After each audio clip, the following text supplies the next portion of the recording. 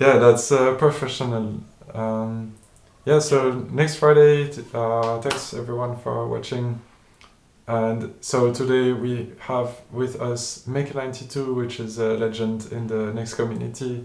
He wrote so many tools, and I wanted to have him on the stream so that we can talk a bit about the tooling and that people get to know Mic92 and what he does and everything. So welcome, Mic92. Hi. Um, so yeah, who am I? Uh, PhD at the University of Edinburgh. I came to, I came across Nix 4 years ago. Um, so 2016, I did my first commit, and originally I looked for some. I discovered that I was looking for a way to build containers because all the existing tools like a Dockerfile, something like that, they all kind of were stuck and were slow. And for Nix there was this one thing that could take your Nix packages and then just build a container by just bind mounting all the different packages into your container. And that way, if you build, for example, different containers, then they wouldn't have this duplication problem that it basically copies all the files around and just uses the packages again.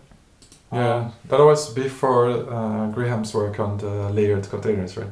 Yeah. It was basically back then. There was still a container called Rocket, which is now discontinued, and yeah, they had this abstraction, and I found this cool, so I started looking into Nix more. Actually, while I was looking into Nix more, then I discovered I actually don't need these containers at all. I just can use Nix and NixOS, and then I don't need all this Yeah, serialization. I remember Rocket was the future at some point, right? There was a notion that it was the future, it was gonna replace Docker, and it was great. Yeah, they introduced this thing of standardizing the Docker ecosystem or the container ecosystem, and then Docker basically came up with their own format, and then Rocket lost its purpose a bit, but I think it made some changes in the ecosystem on its own. Yeah, I think it contributed, but more like as an inspiration to the rest of the industry. Yeah. Yeah, for sure. But next back to Nix. So I think you wrote me then at some point an email. It was I had actually the email that was from the 28th of September 2016, and asked me if I would become a Nix packages maintainer. Because I don't know what I think you were annoyed about my pull requests and all these. You wanted to give me access directly. Yeah. Back in the days. And no, I was not annoyed by your pull request, but Hmm? I remember you were doing such a good job that I thought you should be, one of the contributors. Yeah. But one thing that they did use for reviewing back in the time, there was a tool called nix-review, which I don't know who still remembers of that, but it was basically something that takes a PR number and then clones Nix packages locally in subdirectory and then starts building that after an evaluation. And that was super slow all the time. So I start just rewriting this on a small Python script that I put in my dot files. And so instead of having an extra Nix package copy around, I would just use a normal the normal Nix packages repo that I already have on my hard drive, and then for each PR, I just use something called git worktree, which is like a fast checkout of the repository, and then you can have different worktrees of different PRs in parallel as well.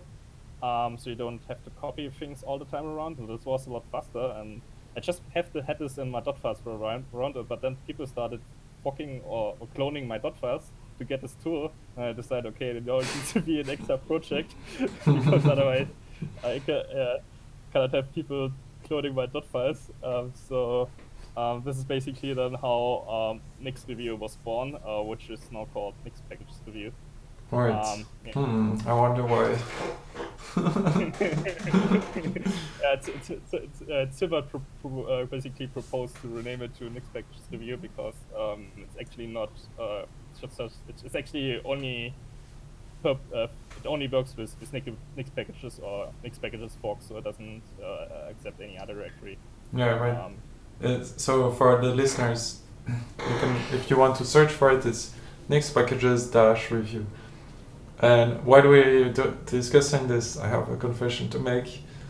I still use like nix-review whenever I use the tool, because it's short to type. Okay. Yeah, I think I use both. I don't know. But yeah, the old nix-review command is still there. Yeah. But the project itself was renamed. Yeah, so. Yeah, nix-review is amazing. Like I use it all the time.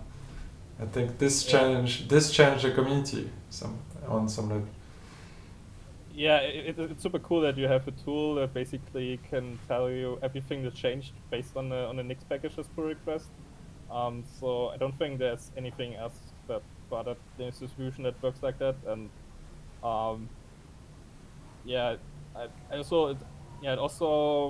one problem of Nix itself is that evaluation of the whole Nix packages is quite expensive, so it eats quite a lot of RAM. I think right now it's like 4 GB or so temporarily. Some people cannot do that because they don't just have simply enough RAM on your machines.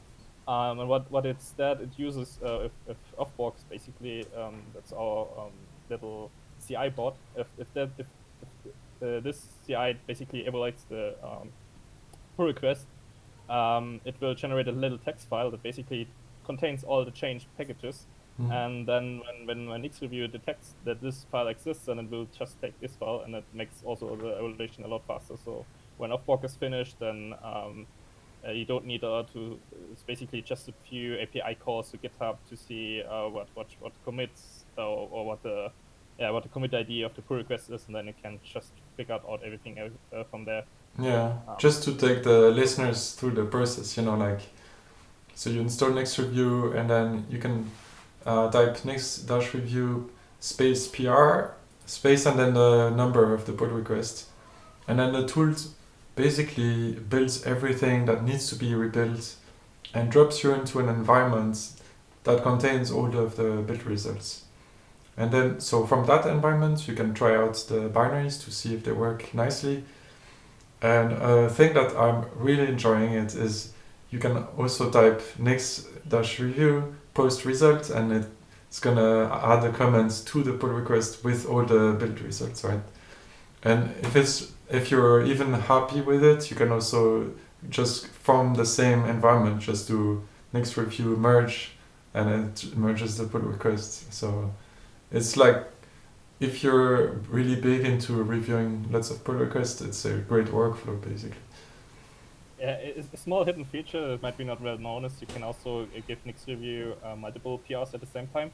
And what it will do is it just builds all the PRs in order, and then if it's finished, then you get basically get the first nix review of the pull request, and then you exit the shell, you get a next shell. And so if you have like 5 pull requests, you can just build them once, then you wait until it's finished, and then they will just come up in series, so you can then go hard on the review it without having the delay of waiting for one build to finish. And also we recently added comments as well. So sometimes you have a pull request, and there might be some comments that came up later on the website, but you don't get this on the shell. So you can also look at the comments in your shell, basically, in review shell. Nice. So this is a quite recent feature. It was added in like this version 3 weeks ago. So what does it? Do you have to type a command, or is it just gonna? Yeah, right now you have to type a command basically. So when you're in your nix-review shell, you say nix-review comments, and then it will pull the comments as well from the API. Okay. Including the git diff as well. So that's pretty cool. Yeah. I think that there's still some features open that would be nice to have. For example, one is building the tests as well. So when you have packages, there's also a feature, there's an attribute you can add to your package that reference the Nixos test, and would be also helpful to have that built at some point. I would need to change the way I build stuff a bit, because if you have a lot of Nixos tests that are built, they may take a lot of RAM for evaluation, so it would be necessary to split this build from the rest of the packages, so that it basically doesn't kill the machine or the build. Okay. So you'd like do a first evaluation and then Yeah. run these Yeah. separately. Yeah, so it's basically also our Hydra that is used in Nixos itself. It also doesn't. It also has no longer the resources to evaluate all the Nixos tests that we have. So what it's done is also it tries to evaluate them separately, and then yeah, because otherwise, if you have a lot of Nixos configurations and you try to evaluate them, then it just takes hundreds of gigabytes RAM for all of our Nix packages. I think the evaluator of for Offborg has like 120 gigabytes of RAM or so. This is not what you have on your typical laptop. So yeah, I also thought about having just a way to reduce even the normal evaluation, but it's a bit tricky, because what you could do is basically you take the whole Nix packages set and say, okay, I only evaluate the first 1,000 packages, and then the next 1,000, and then the next 1,000. But the thing is, in this way, you evaluate a lot of packages multiple times, because they're dependencies of other packages. So you basically, this way, you increase the whole time that the tool takes to finish. So yeah, I have no good solution there yet. And maybe in future, when we have Nix flags and evaluation cache, maybe there's a better solution to make this faster. Maybe. I think the cache is on the commit ID, so it's not a very good cache. It's the evaluation cache that's created when you use the flag, basically. Yeah, but it's on the commit ID of the repo, I think. That's a. I think the cache is like basically every time you commit something, the cache is invalidated. Yeah, but that would be fine if you try to evaluate Nix packages. It would be the same commit ID in that case. Yeah, but then I don't know if Nix can use the evaluation cache in this case. If you say I evaluate the first 1,000 packages and then the next 1,000, if it can then use the cache for the next run. I haven't looked into that. I'm sure it should be possible, but I don't know if this is how it's implemented, because I think it caches attributes that are in your flag. Yeah, I think it wants to have like the whole tree. Yeah, I'm not sure actually. Yeah. So yeah, Nix review. So this is that was the first tool that you built. That's I mean, you probably built tons of other tools. That was the big one. I think this was more or less my first Nix based tool. I think that's the first one.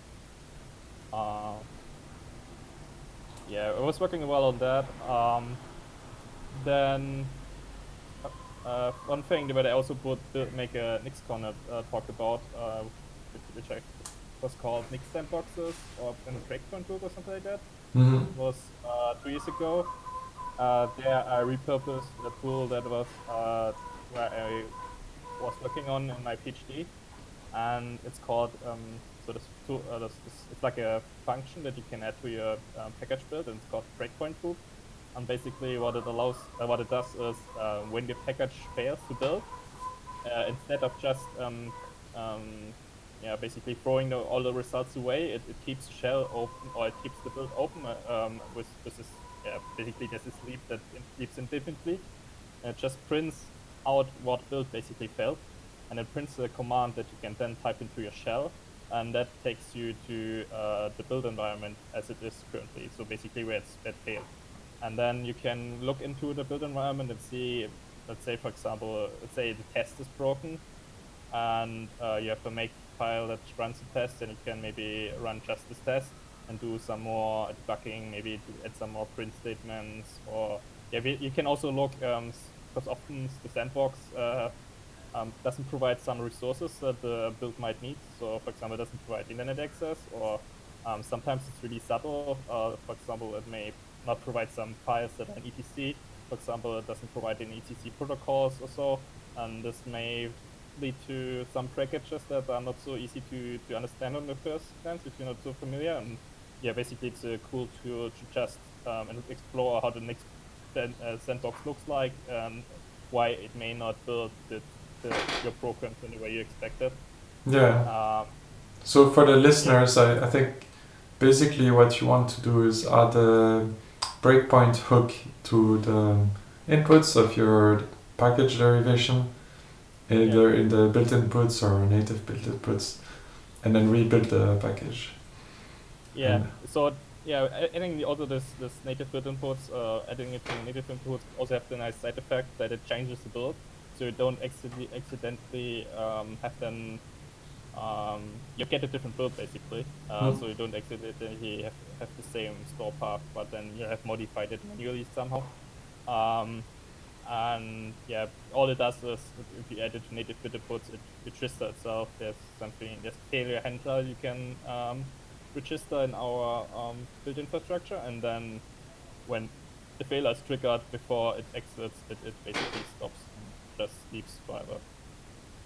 Yeah, it's cool tech underneath as well, because you're I don't want to go too much in detail, but you're basically hacking around the container namespaces and injecting yourself into this, and it's pretty nice. Yeah, so I can tell a bit maybe. Because Nix is using for the sandbox, all these features that you also find in other tools like Docker also, where it separates system resources, so it provides build a different environments from the rest of the machine. So for example, it normalizes things like host names, so it's always the same host name. It only limits the amount of users and stuff like that, or it restricts the access to certain files. You can only ever access files that have been specified as dependencies. Also, all the other tools in Nixstore are not accessible, basically.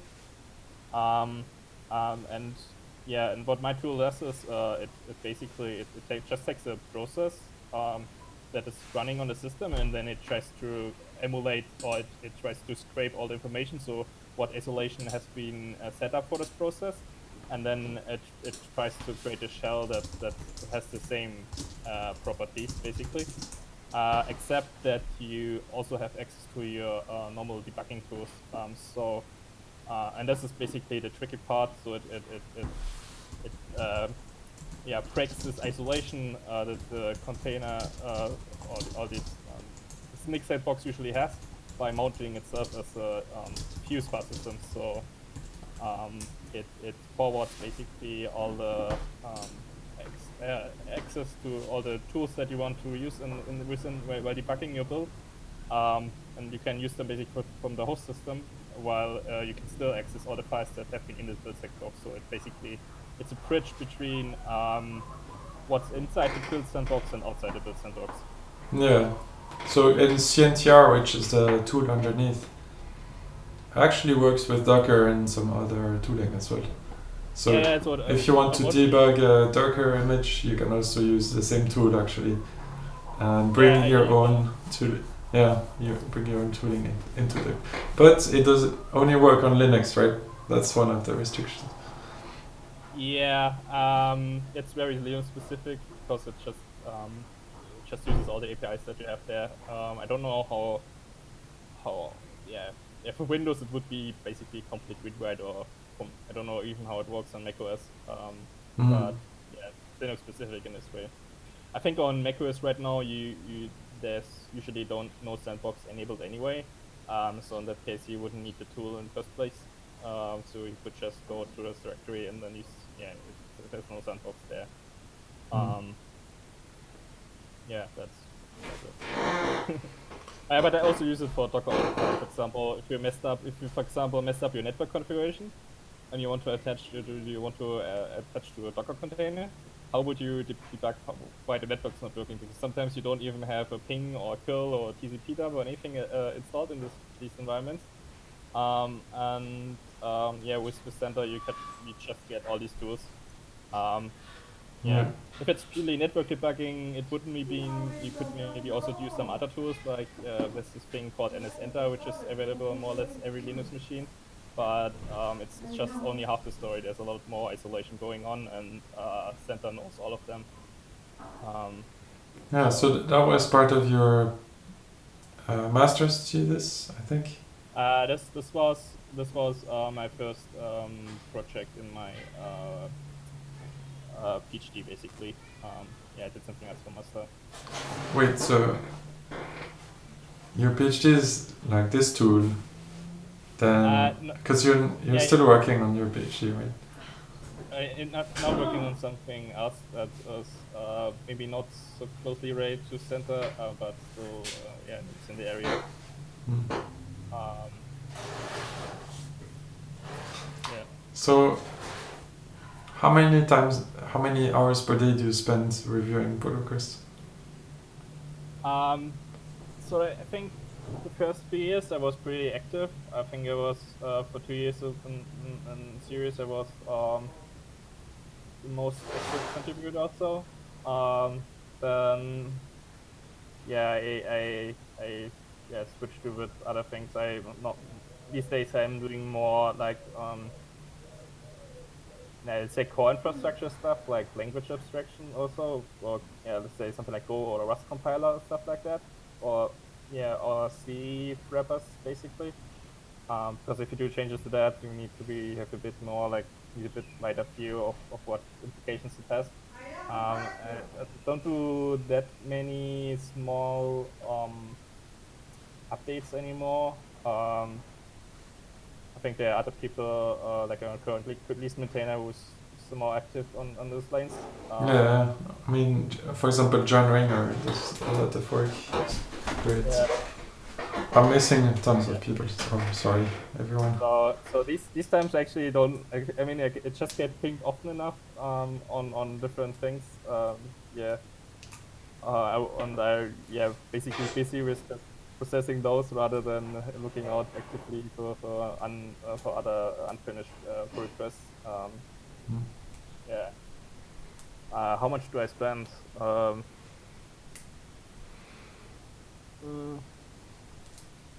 Yeah, it's I don't really have a time tracking on that. Yeah, I don't think you should track, because otherwise, it might be. Yeah. I don't know if we really want to know, actually. Yeah, actually, these days I also have something set up that blocks GitHub during my working hours. So, because it's like I don't know, it can be a time sink. So basically, you start to see something on GitHub notification, and then you start thinking about it, and yeah, a few hours later. Yeah. So, I have this thing. I think I already talked about it on the stream, but you know the blue icon when you have some notifications? Yeah. I actually configured my ad tracker or ad blocker to remove just this little icon. Okay. Yeah, so what I do is I have this Firefox extension that is called Store, and it knows my working hours, and during them it basically blocks the notification site on GitHub itself. Right. And that way, I usually spend some time in the morning, some time in the evening, and just check through the notifications, and then yeah. The problem is I need GitHub for work, so. Okay. Yeah, you need notifications then as well. Yeah, I don't need the notifications itself. I just use I also use GitHub for my research, but it's not so contributor heavy, so it's not an issue in this regard. Yeah. Okay, so I have actually a list of all the projects I know you did. It's big. Nix packages review, Nix build uncached, which is one of the latest additions. Nix-dirn, Nix environment, Nix shell, subsnix, nix-update, and near, and I probably forgot a few ones. Oh, I actually also forgot some of them. Yeah, you just added them to my list and I forgot about.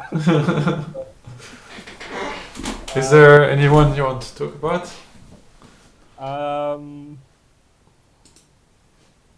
So yeah, probably we cannot get to all of them. Maybe I could just go through them very quickly, but just say one or two sentences, and then maybe we can focus on some in more detail.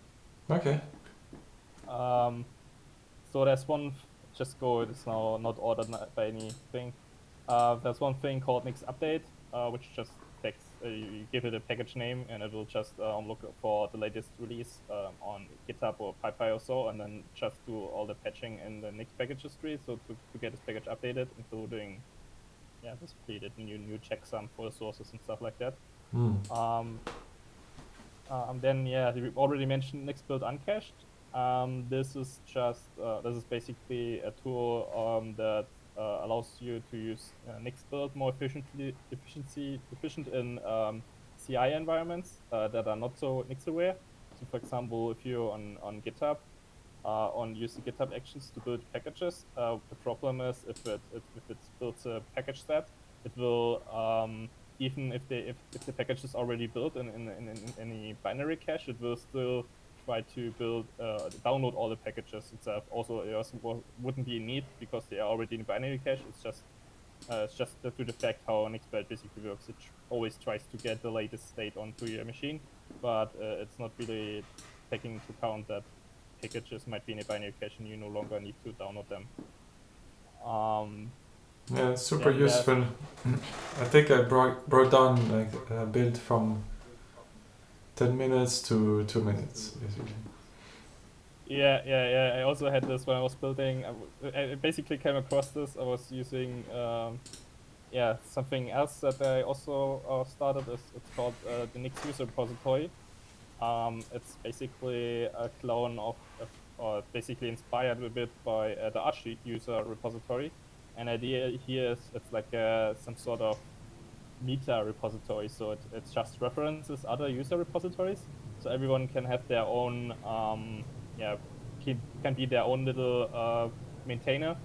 And Lua is basically just a way of making them discoverable and also easy to integrate. So it comes with documentation how you use it as a user, as well as if you're a maintainer, how to create your own repo with all things like CI setup and stuff like that already in place. And then what you get as the end result is you can basically, once you integrated Lua as a package source, then you can say Nix shell, for example, -nur.repos, then there's the username, for example, Mic92, and then and then the packages come, for example, center, and then you get some package that I added to my own repository.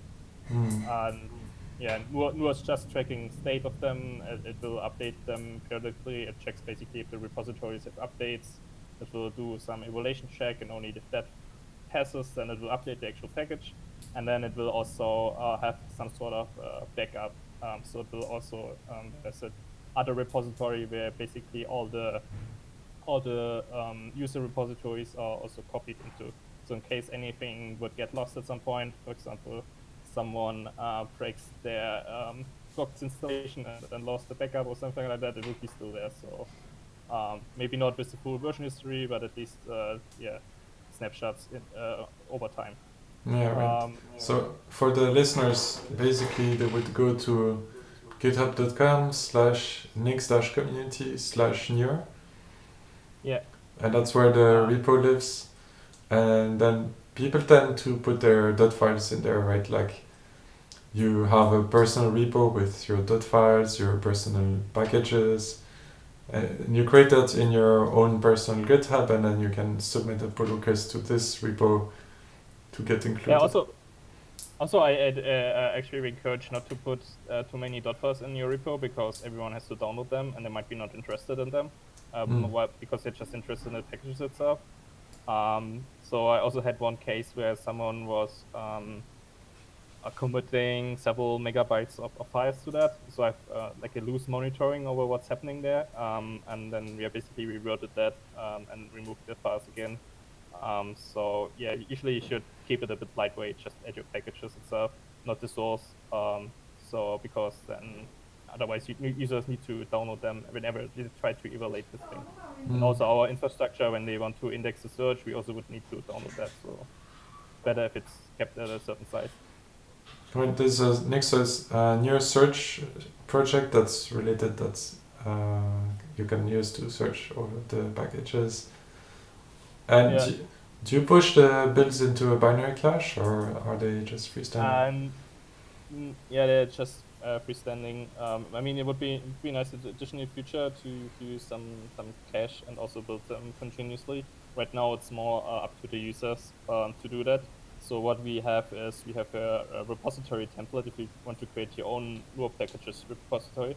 And there we also have instruction how to set up cachex, which is this commercial binary cache. And then yeah, basically what the CI does then is just after it finished the build, it will upload all the packages there. So it's quite convenient. I think many people that are users of Nuo, they basically just use the fact that there are already templates there and it's easy to use basically. I don't know if always the primary concern is to share packages with other people. It's also a lot about just doing basically maintaining your own little packages, because sometimes you have packages you might be only interested in yourself. Maybe it's your own project, or maybe you need a really outdated, for example, you want an outdated version of PHP or something, or MySQL also, and then it's only you that needs that, or maybe a few others, but you still want to have a package somewhere and you don't want to build it every time, so you have the CI that continuously builds it. And also there's, because you can also have stuff like a cron shop running in CI these days. So both Travis and GitHub supports that, and then you basically get continuously new updates for your stuff, or new package builds, basically the Nix package step changes.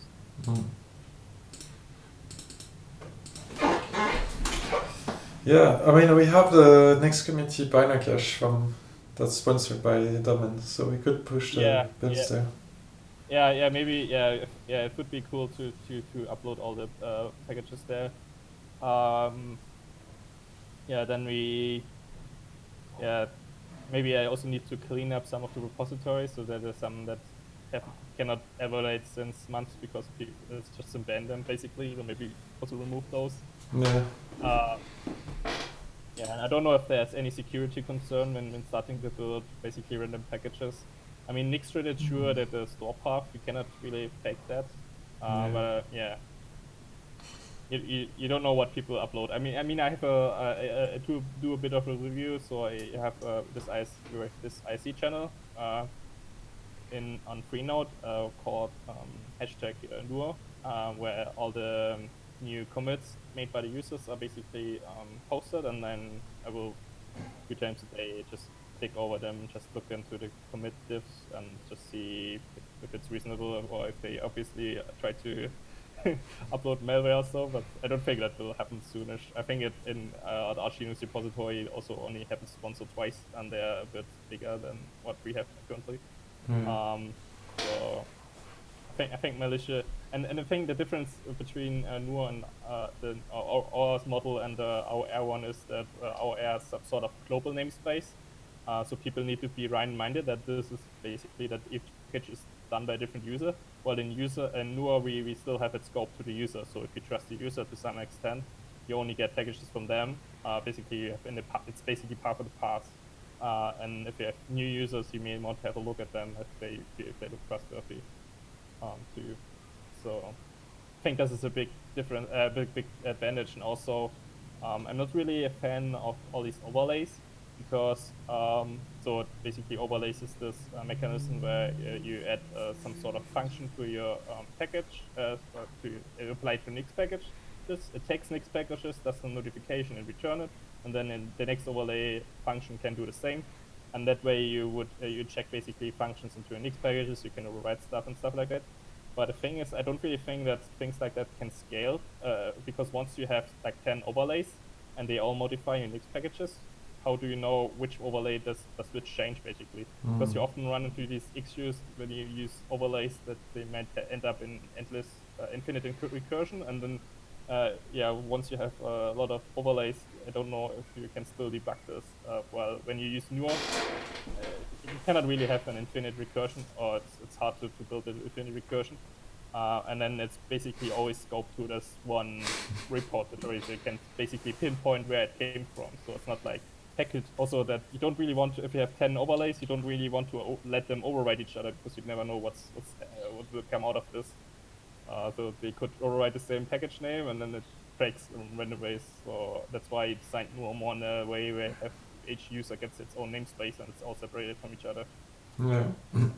I mean, a common good practice in overlays is to pick a prefix and then put your stuff in the prefix, but you could still have name clashes.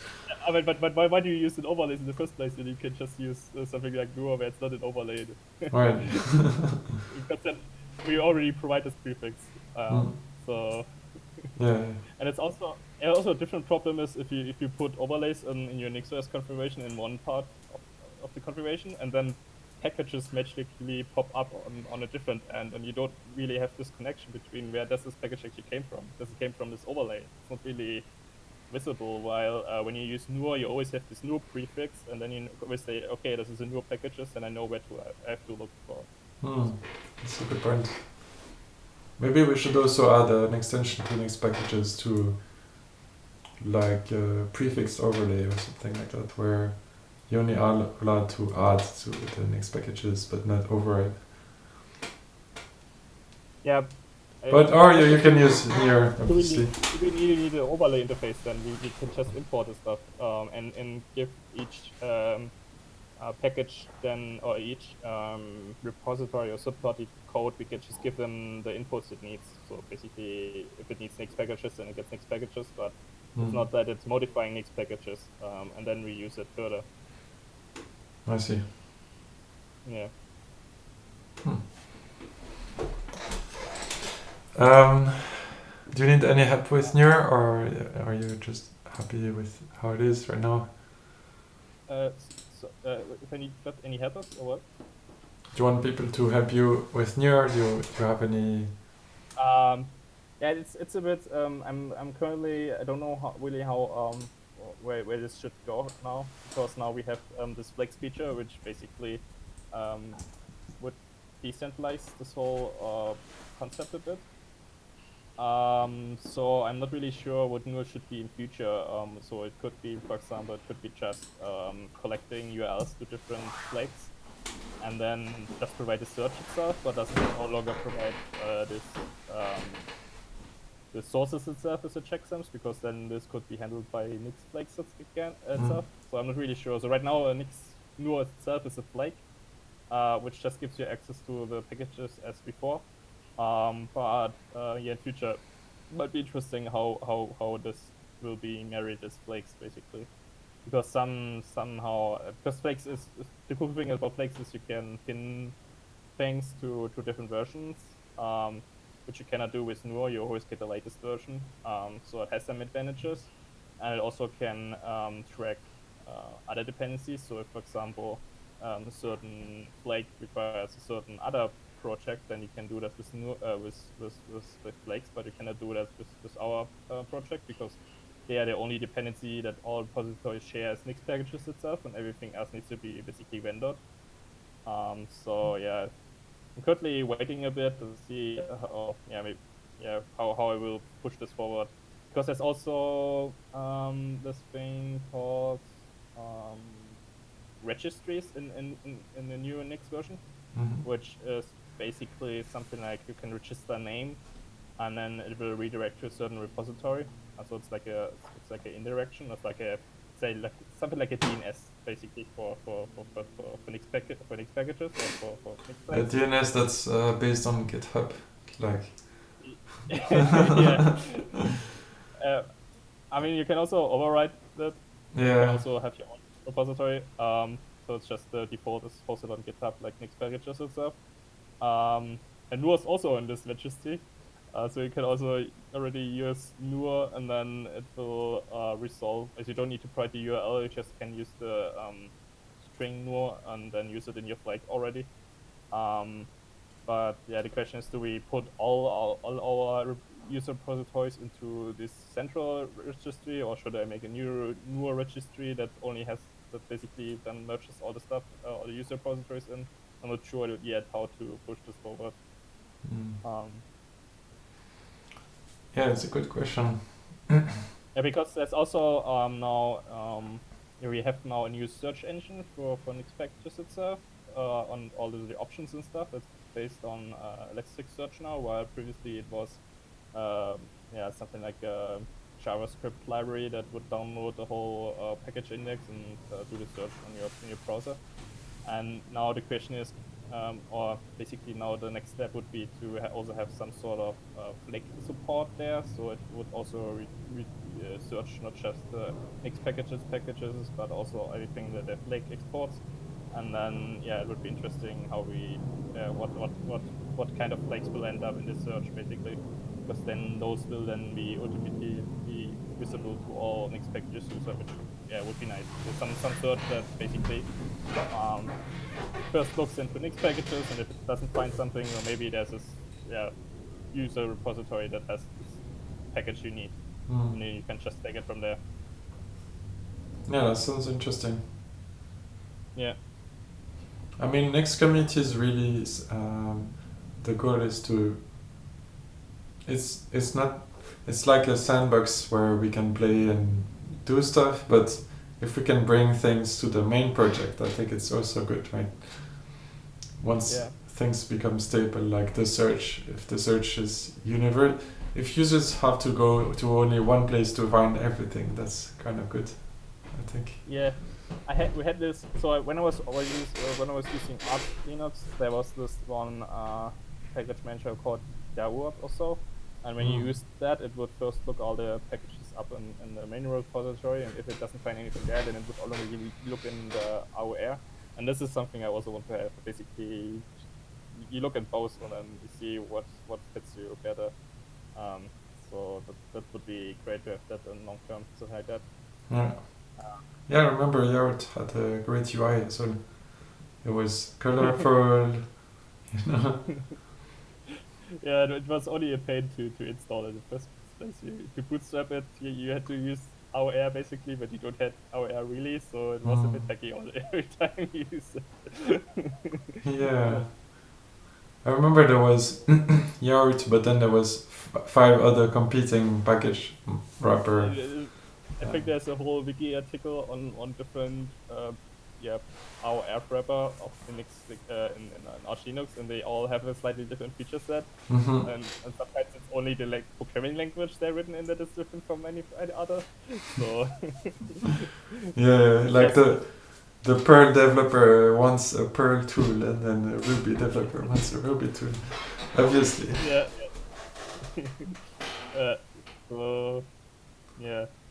It's like a hello world, basically. You have to write your own AOR wrapper, then you then you load the programming language. To wrap it up, I came actually built basically Nix build cache once I had my own newer repository, and it would take longer and longer to build all these packages, because it would on GitHub download all the packages that have been already built. But I only want to build the ones that are not yet in any binary cache. So that's why Nix build uncached is quite useful. I hope still that one day this will just become part of Nix itself. But I wanted to have some rather quick, so it's some hack that would first build all the evaluate all the packages, see what the store path would look like, and then see if this store path was already uploaded to some binary cache that is configured in the system. Yeah. So there's one big restriction with Nix build uncached we should probably talk about. Okay. The import from the revision. Actually, it handles that. At least I was able to do so. It does? Or maybe I was using an older version, so I had to. Oh, okay. especially with Haskell where you do code hackage and things like that. Okay. So yeah, I think one restriction right now is it first uses nix-build to evaluate, and then because this can handle import from derivations, and then it uses the new nix-build, so the one without a minus in between, to build the actual package. But that basically breaks. You cannot use flakes with that. But recently I learned that you can also make the new nix-build command to do import from derivation for these try runs, they're called. So I can switch that, and then Flakes should be also possible. I mean, Flakes, you can build Flakes already with a little hack that is also described in the project, but in future it will become a bit cleaner. Yeah, but obviously import from derivation is gonna pull some dependencies to generate the Nix output that's gonna be imported. So if you want the ultimate speed, you want to avoid that. Yeah, if you want to make it fast, then you should avoid import from derivation, because this is something Mic92 cannot handle for obvious reason, because if it does import the derivations, it doesn't know what has been built and what has not been built. So it needs, that can make your build potentially still slow. It should be able to predict the future. I think that's their secret. So yeah, I mean, there may be also a way around, but I still hope that at some point Nix just can handle this on its own. I mean, now people realize that there's Nix build uncached, and they comment on this Nix issue as well. So maybe someone will implement this at some point. Yeah, I think there's a different project I want to talk about that I was working on recently. It's called Nix. Yes, let's talk about that. It basically is a thing to provide secrets to your Nix.js configuration, and it uses a tool that was created by Mozilla called SOPs, which is what they call it as a secret editor. So the way the UI works with SOPs is you say SOPs and then some file. For example, they support YAML and JSON and some other formats, and then it will transparently encrypt this file. So all the key values in there are basically encrypted, and it does that by adding some metadata to this YAML file and stuff like that. So you can still see in the Bdfl what keys are in the file, but you don't see the content itself. So each secret is encrypted separately, and it also scales nicely when you have a lot of machines, because each file only has one shared secret that is then encrypted with a secret for each machine. Or if you have something like Google Cloud or Amazon, they also have some key management service that will then do the encryption. And yeah, basically you have this encrypted JSON file, and I wanted to use that for Nix as well, so you can use it in Nix.js configuration. So what I did is basically write a little Go tool around this, because SOPs itself is written in Go, so I just imported it as a library, and I make it read this SOPs file that is provided, and then it can at runtime, basically when you switch your configuration, it will decrypt the secrets in it, and will create for each key in this file, it will create a file. So it works a lot like our current secret infrastructure, and this is all basically, it decrypts that to a RAMFS, which is like an in-memory file system, so no secret is really persisted to disk, and also not swapped, because RAMFS has this property of not getting swapped out by the operating system. And it's also the way it switches is also done atomically. So I have some trick that basically it decrypts the new files to a different directory, and then just have a symlink that gets switched atomically. So there's basically, you see the old secrets and then you see new secrets. There's no intermediate state. And this allows you to, if you want to, basically to add the encrypted secrets to your Nix store path, but this is optionally. But if you do so, then it can also do some checking if all the schema is right, if the secrets are really in the file. So if you not mistype any key value, key name in it, by just basically reading this YAML file and at build time. But you can also opt out, and in future I want to make it basically work that you can if you don't store the subs file in your Nix store, then you can also do out of band key rotation basically. And also currently do not really well support these KMS features, so these key management service features. But if I need to do some more integrate this better with the network setup of these machines, but in the end it will work like this, that you don't need to provide an initial key to decrypt to the virtual machine that you're running on to decrypt your secrets, but instead it will use this key management service. And this way setting up a new virtual machine is quite easy. You just have your NixOS configuration, and you don't need to have any secrets installed on the machine, and the VM itself will authenticate against, for example, Amazon or Google Cloud, which then will provide the secret to decrypt the subs file, and then all your secrets are unlocked. This is then the plan. Right now, there's also, if you don't have any cloud infrastructure, right now what I do is you can either provide a GPG key for each server, or because GPG is not really a nice interface to use, I also support. Can you still hear me? I think I dropped something out. Okay. No, I can hear. Okay, good. So what I also support is using the host SSH key. So each machine in NixOS, when it has OpenSSH enabled, it will generate a host SSH key. So what I do is you take this SSH key, and the tool itself creates a GPG key on the fly, and then I use this GPG key with subs again. So and this basically saves users from having to learn how to generate a GPG key with GPG, because it's like a horrible interface. So many options they don't explain you, and then and the host SSH key is something people already have and know how to use, and you just need to copy the file basically from it. Unfortunately, I cannot use the public keys itself, because GPG itself doesn't like that. So it wants keys to be signed with the private key. So you wants to have private key access. They have a little command that basically takes that.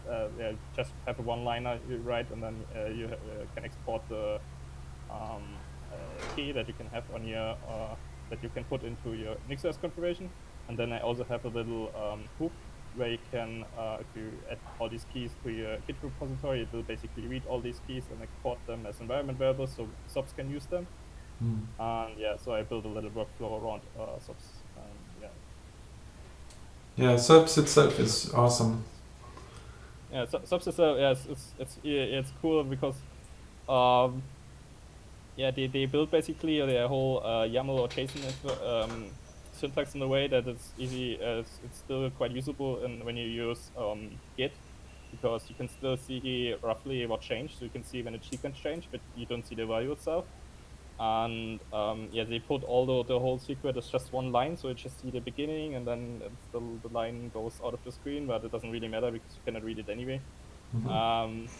It makes also hard to misuse it, because you always use it through full stops. You don't ever decrypt accidentally your stuff to the Git repository and commit it, which can happen. Even I at some point managed to commit an AWS key to GitHub. was not a big problem because it was not critical infrastructure. It was just something that I got as a research fund. But still, this last one came first and blocked my account because they have these bots running around. But if you have something more critical, then you commit something to a public repository, it might be not so pleasant. So you have AWS that scans the repos and blocks accounts. And they had to do this because you had other people that were scanning keys and running crypto miners and things like that. There's something called Git or something. I think it's like a web service, and you just see when people commit API keys and stuff like that, and you can just copy them and see what works and what's already blocked. But yeah, these things exist. Yeah. So yeah, I you think like Git subs. What is good with subs is unlike, for example, something like Git crypt, right? The file is always encrypted at rest, whereas Git crypt it's gonna decrypt it when you git checkout basically. So I like this. You described it as well, but it's just my take on it. And the other thing I really like is you can select the encryption engine, and if you use KMS, which is Cloud Key Management System, then the day the employee leaves, even if he keeps the Git repo, he can't decrypt the files anymore because you need to have access to the key server in order to get the secret. So, assuming that they didn't record it, because obviously, like, I mean, the default flow, because the default flow you don't actually have the secrets, right? Like the secrets are being used, but they're not stored somewhere, or they're just loaded in memory and then they used to do something. Yeah. And so they should not have recorded it unless they did it on purpose. Like, it's not gonna be accidentally recorded on the computer.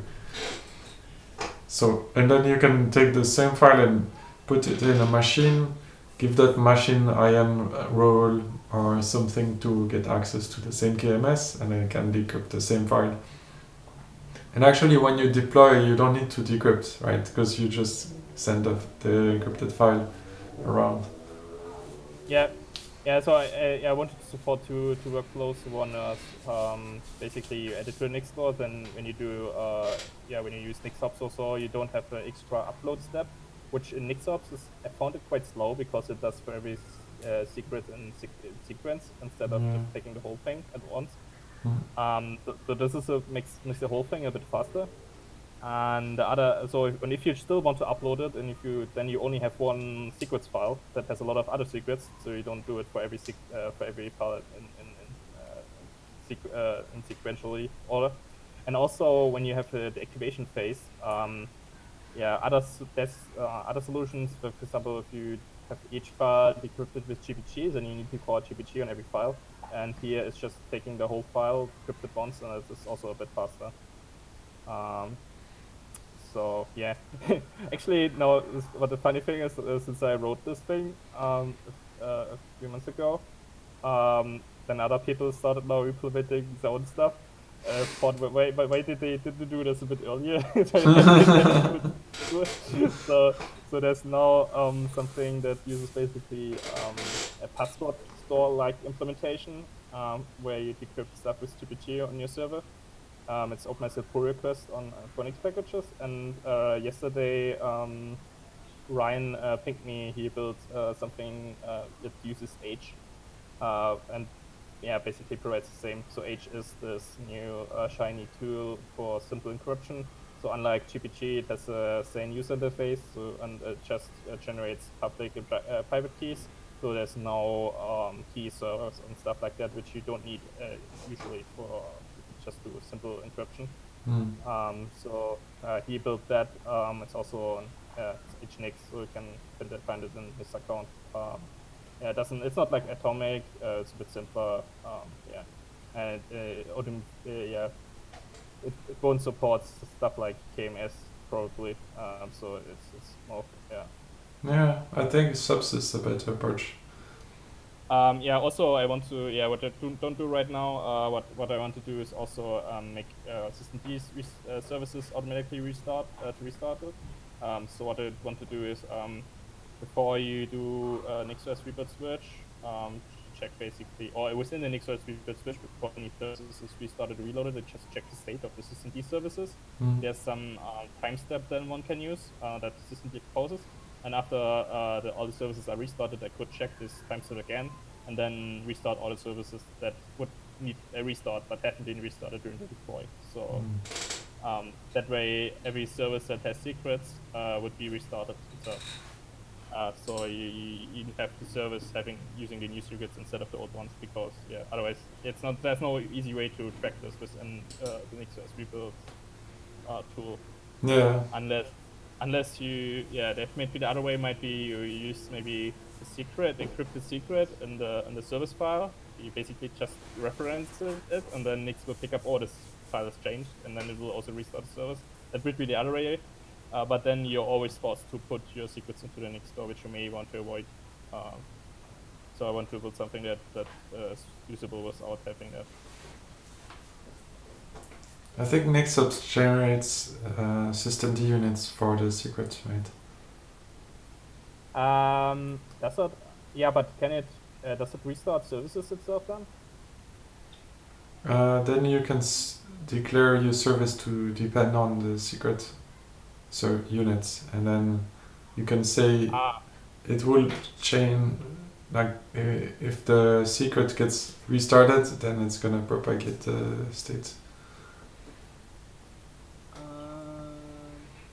Okay, then you would need to depend on this concrete secret. Yeah, it might be actually a good idea. I've seen it, but I didn't really investigate how it works, so I can't really say in detail. Maybe I should look into that, how Nix-Ups does that. Because I think in systemd you can, so there's dependencies where you need something to run something else, but you can also have this reverse thing where if the service stops, it's also gonna stop this one, or something that is a bit tricky is if you have if you use a KMS, then you need network, and the problem is that services might start before network because they are required for the network target. So I'm not really sure how to solve that in a always looking way, because what systemd detects, if you do something like that, you might end up building like a cyclic dependency graph, and Nix and systemd will just break it up at some point, and then you will have a service that gets restarted or started before the secret is decrypted, and this is something I don't know yet how to solve with when you have KMS based secrets thing. What you can also do is you could have like secrets that needs to be available before the network is there, and then sudden secrets that are unlocked after the KMS is up. But then you lose a bit of the advantage of having a KMS in the first place, because it's quite convenient to use. Or the other way, what you could also do is set up the network in your initid. So then the time the nop-subs-nix is started, there's already a network there to decrypt the network, the secrets with the cloud provider infrastructure. I think most services depend on the network, right? The one that you're interested in. So you already have the network, so I don't think it's but let's say we have a VPN, and then this provides the network basically, maybe. I don't know. I'm pretty sure people will come up with services that require that provide network but need secrets. Then don't use KMS in that case. I don't know. But also it's also a problem right now. You can also have secrets in your initid, and the problem is that this initid is built before my activation hook run.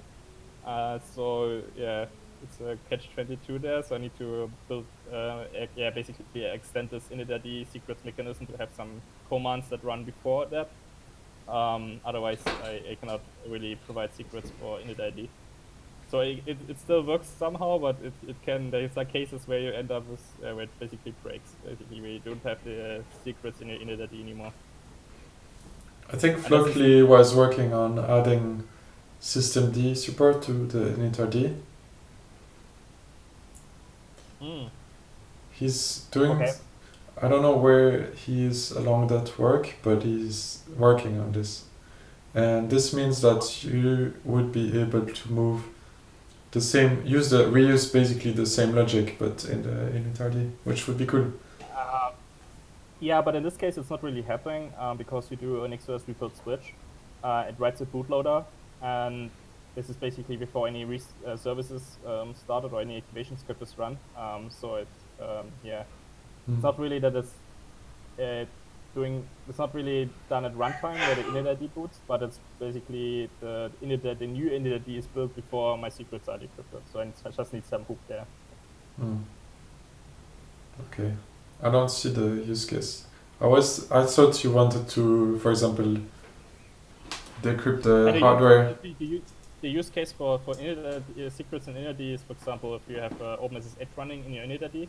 For example, you have some hardware that does full disk encryption, and then you type in the encryption password in the init ID basically and then the system boots completely. This is, for example, I think that's the main use case right now for secrets there.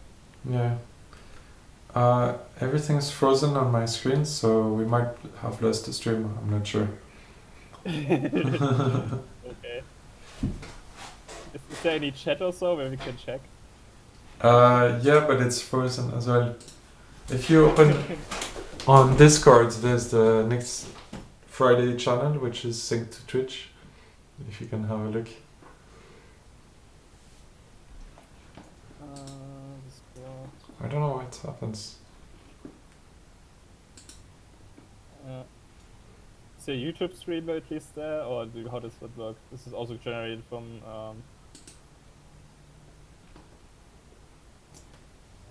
Just ask on the Nix Friday channel.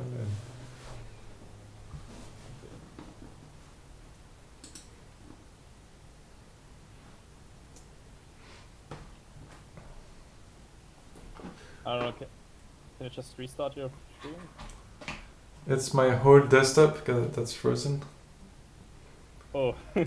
Actually, the mouse is working, and that's it. I think the window manager has crashed. And okay. So I don't see you. I can hear you. That's it. Maybe I don't know. Can you just restart, or what? Does something weird happen then? Yeah, I can reboot. I mean, or we can call it a day. It's up to you. Okay. Yeah. Maybe it's a sign we need to stop now. They stopped you basically. Yeah. Anyway, I would have some other projects I could talk about. Yeah, but I think I mentioned the most important ones. The other one is more smaller things. Yeah. Yeah, I don't know if there's any new projects that you're. I mean, nix-update is your current project, right? Yeah, I also have something. I mean, I'm a little bit involved in nix-OS hardware itself. Okay, if I look in the, I've logged into Discord. I'm not really. Second time I log in now. I don't know where I see the chat actually. There's a streams section and then there's a Nix Friday channel in Discord. Okay. I can actually check on my other computer.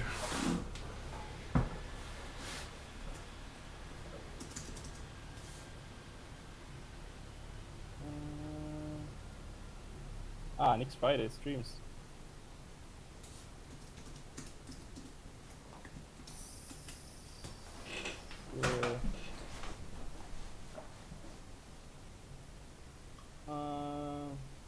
Stream is fine. Okay. Apparently the stream is fine. So we can just continue. All right. Okay. So just do anything. You would need to see me, at least you can hear me. That's the most important thing. I can see you on the other computer actually. Okay. So. Good. Okay. Yeah. Yeah. Let's talk about. Yeah. Sorry. Go for it. Yeah. Also, I have this FCO for Windows Hardware. So nix-OS Hardware is this project where people can contribute if they have specific laptop model or stuff like that, and it needs some specific settings for drivers and stuff like that, or any other quirks that are required to make the hardware work. They can contribute this to nix-OS Hardware, and I had this RC open to integrate this better into Nix packages, and yeah, so we had our first meeting with Echo and the motherfuck, and yeah, basically the plan is to rewrite Nix.js generate config, which you use during the installation to generate your hardware configuration settings for like kernel modules and stuff like that. To rewrite this in Rust because we are lacking a bit of code programmers that can still review this code.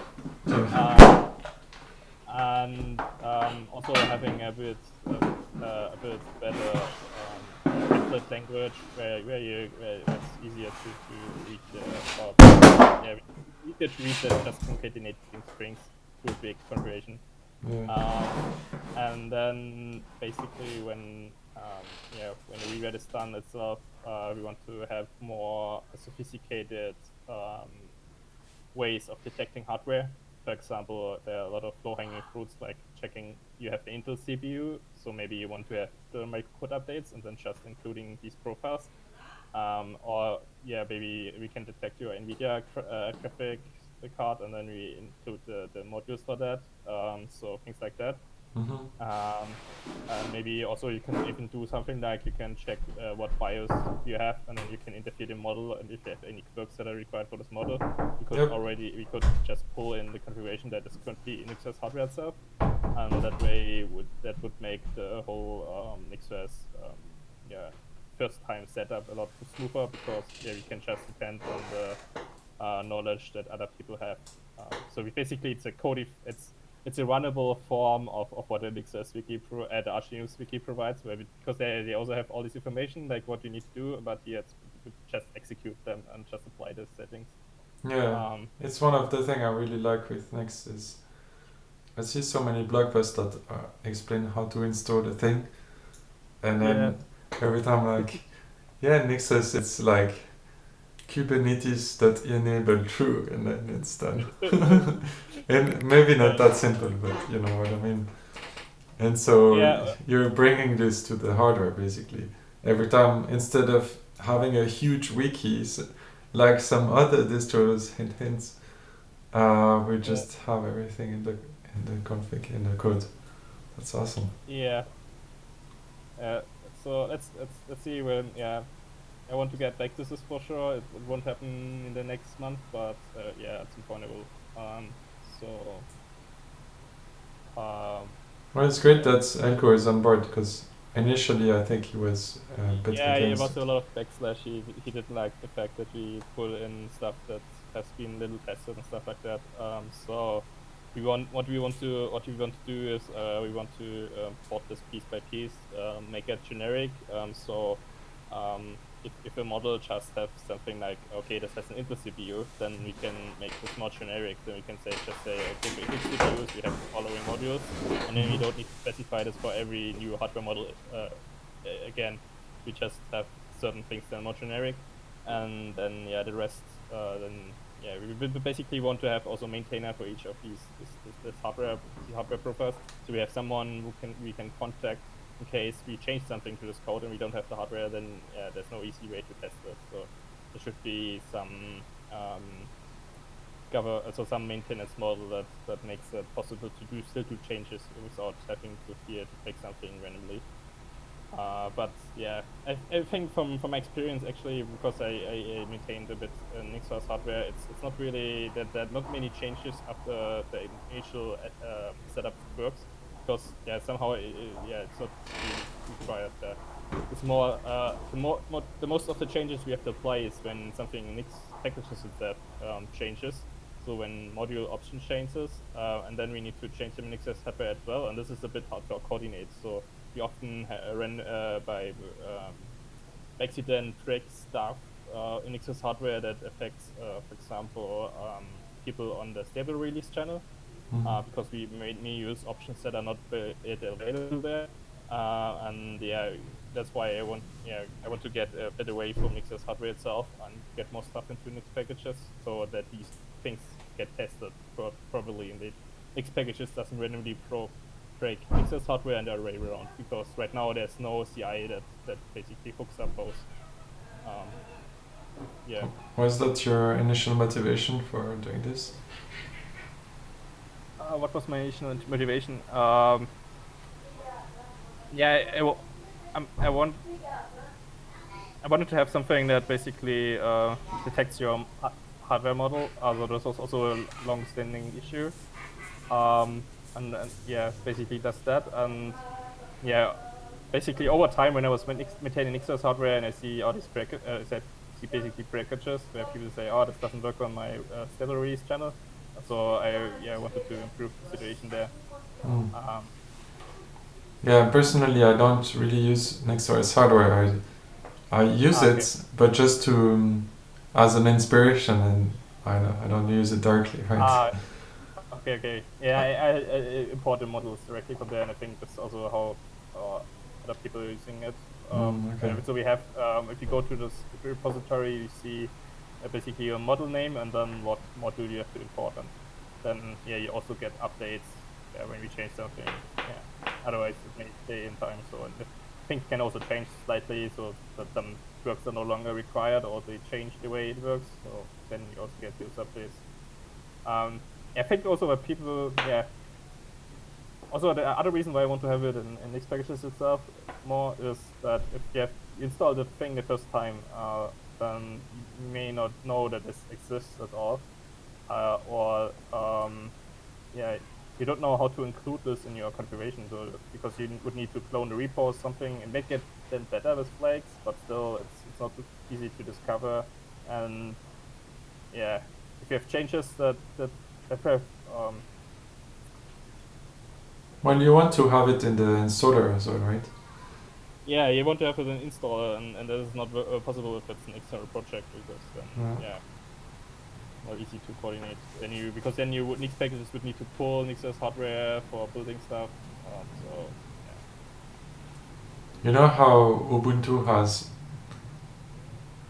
like, there's some laptops that are optimized for Ubuntu, right? Like the Dell XPS, I think there's a line of XPS that are Ubuntu optimized. Yeah, I think I have one of these too, maybe. It would be cool to have another laptop that's Nixos optimized, you know. Yeah. Like, I don't know if the Pine phone at some point gets mobile Nixos optimized. I don't know what. I think it was at least mentioned on the Pine phone or on the website of the producer itself, I think. So yeah, I think to get hardware vendors on board, we probably would need to grow quite a bit and have like people to talk to that would do this professionally. So yeah, basically be Nix packages maintainer or something like that. So yeah, because I would say probably these hardware vendors want to have someone to talk to for the advertise Nix's hardware optimized hardware. Yeah, I wonder what they go through to do that, you know. Because what we do, we just build and then it looks like it's working, so we're using the software. Or at least that's that's the approach of Nexus so far, I think. But yeah, I don't know. We should ask Petty. He's working on the SUSE distribution, right? Okay, yeah. I'm sure they have some supported hardware.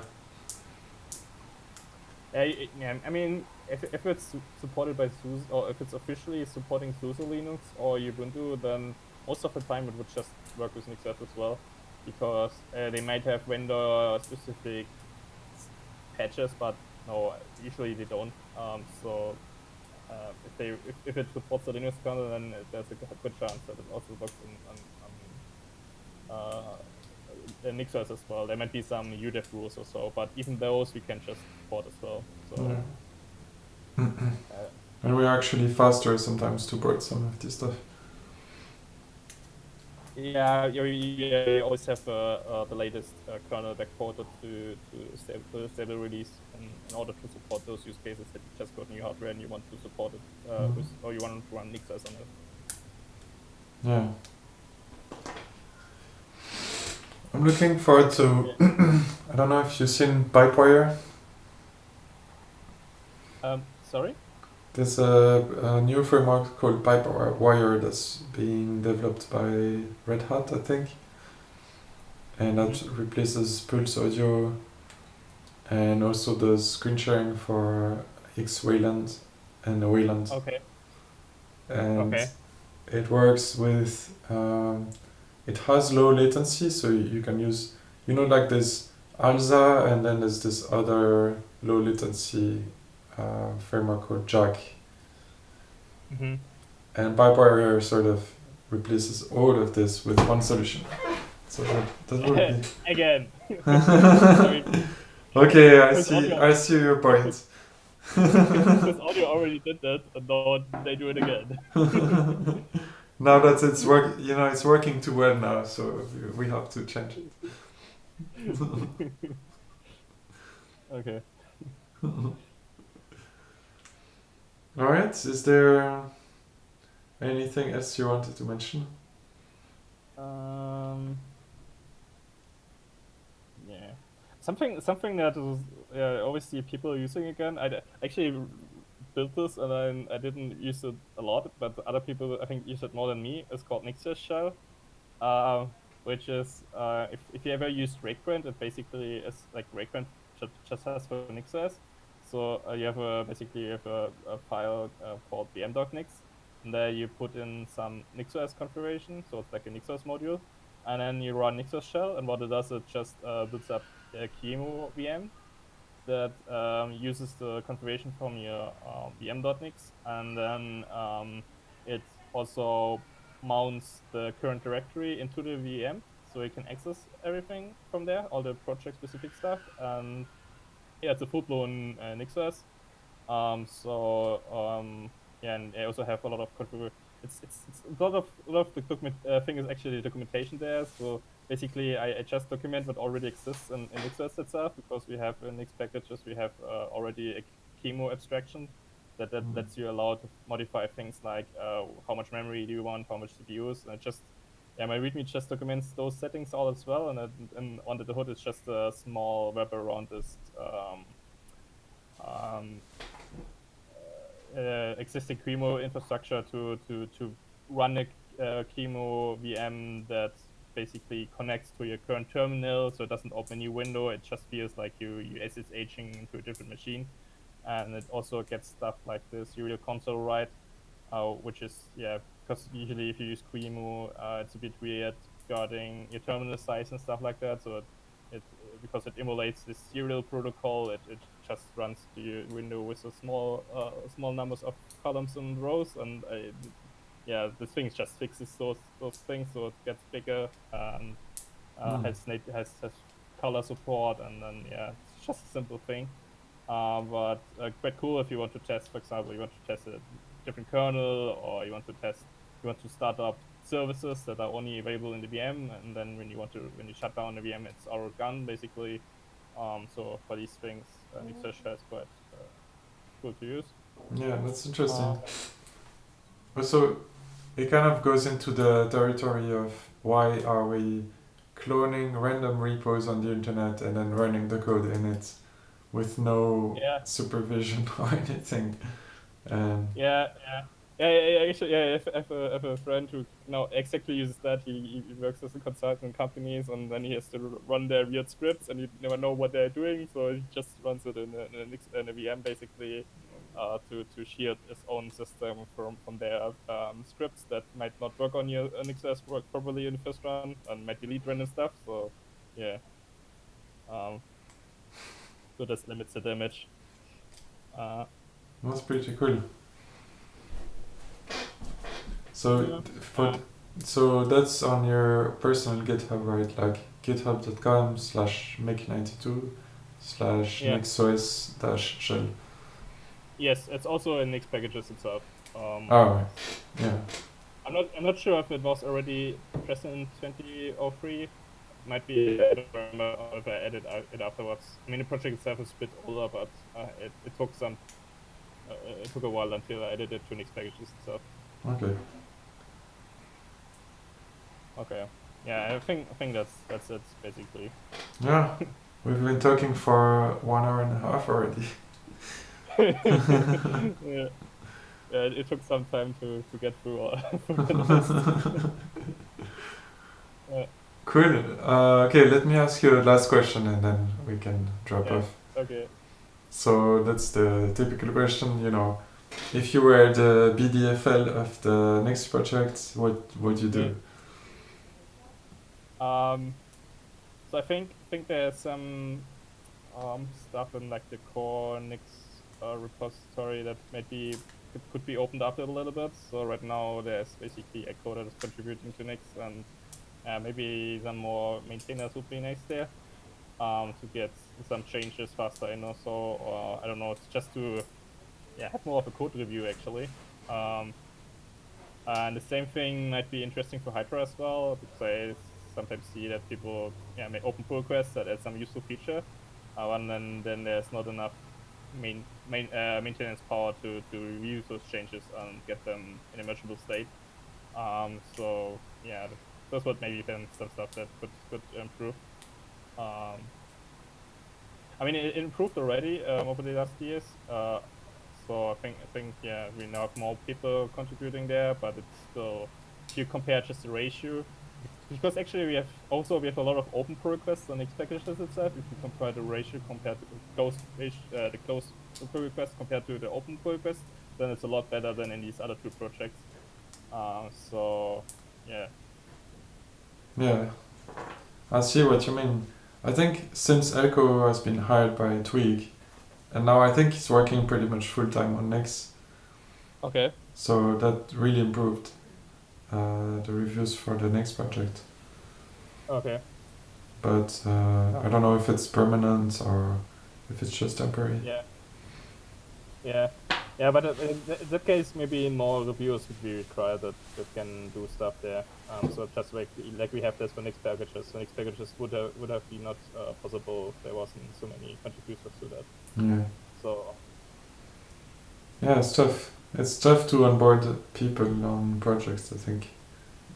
Like, I've been maintaining Deern for, I don't know, 10 years or so.